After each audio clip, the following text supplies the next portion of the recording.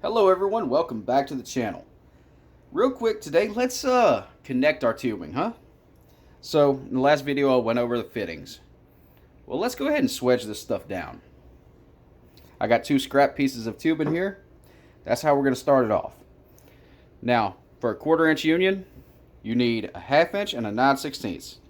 The 1/2 inch fits on this nut right here, the union body. The 9/16 fits on the nut and ferrule end.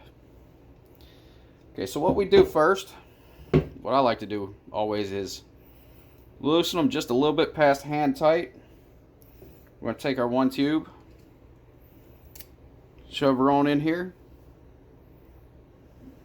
Don't let it get too blurry. We're going to take our marker and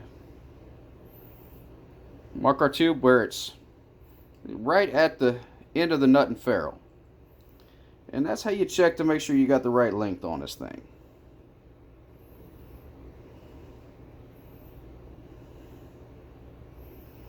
I'm learning, depending on how you turn this camera, it shows a little bit differently, but there we are.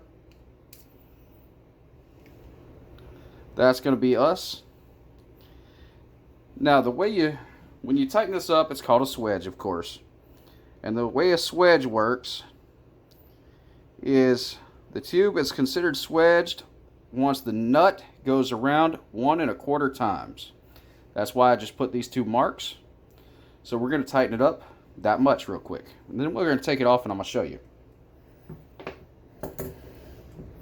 And again, you want to hold it in place while you're tightening it and don't let it slip off this mark you got.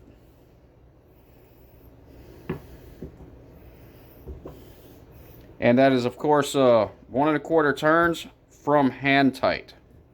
I'm actually going to have to hold this to do this, at least to start it off. What I do, I've actually got the wrench pressed up against my stomach, where I'm holding the two ends of the tube. We're just going to tighten a hair. So now it's stuck, it's not going to go anywhere. The tube's not going to just come back out on its own. So we can actually turn this thing around a little bit. Put our wrench on it real good.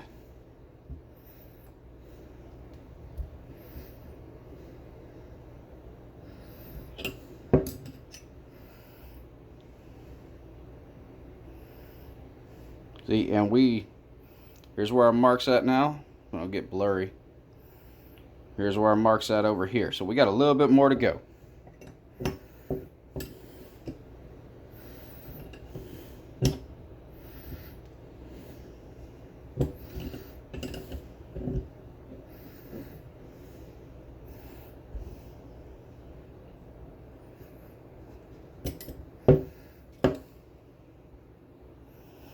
That is actually one full turn right there. I'm going to break it loose and just let y'all see it real quick before it's completely swedged down.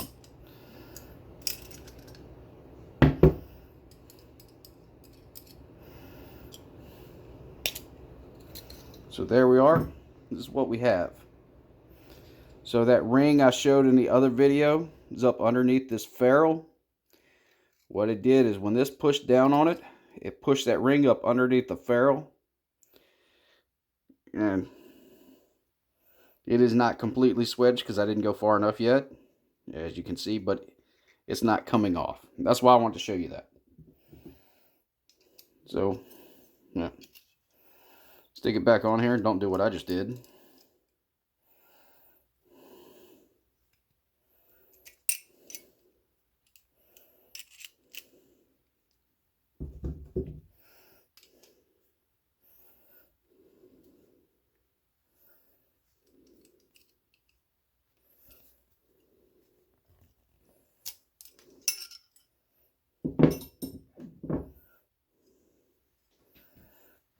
Alright, we're going to do the same thing with the other piece.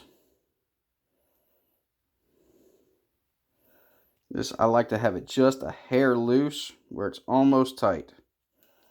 And you know, because if you actually have it fully hand tight, the tube won't go in. You actually have to back it off just a hair. slide the tube in, and then put it hand tight.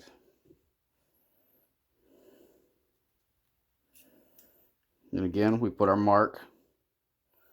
Make sure it's long enough. And what you want to do, this is a hook fitting here.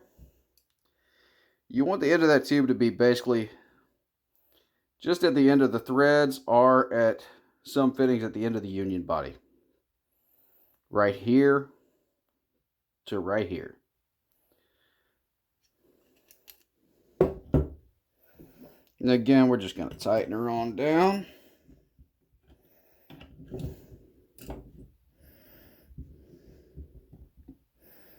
Alright, so here we go. We have our two tubes tied together. Now, say this end was to go into a header, a tap, or something like that. That's where this fitting would come in.